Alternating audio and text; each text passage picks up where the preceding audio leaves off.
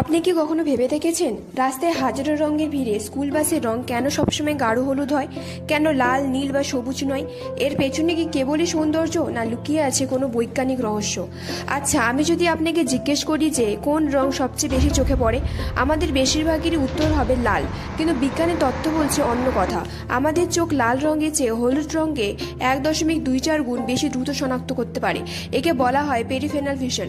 অর্থাৎ আপনি সোজা তাকিয়ে অন্য কোনো রং দেখতে চাইছেন এবং পাশে হলুদ রং আছে, তবে চোখের কোণ দিয়ে হলুদ রংটাই সবচেয়ে আগে ধরা পড়বে। 1939 সালে কলম্বিয়া বিশ্ববিদ্যালয়ে একটি কনফারেন্সে এই বিশেষ রংটি নির্ধারণ করা হয়, যাকে নাম দেওয়া হয় national school bus glossy yellow. কুয়াশা হোক কিংবা প্রবল বৃষ্টি, এই রংটি অন্ধকারও জলজল করে ওঠে, যা ছোট ছোট শিশুদের দুর্ঘটনা এড়ায়। তাহলে বুঝতেই পারছেন, এই রঙের পেছনে কোনো শখ নয়, বরং লুকিয়ে আছে হাজার হাজার শিশু নিরাপত্তা।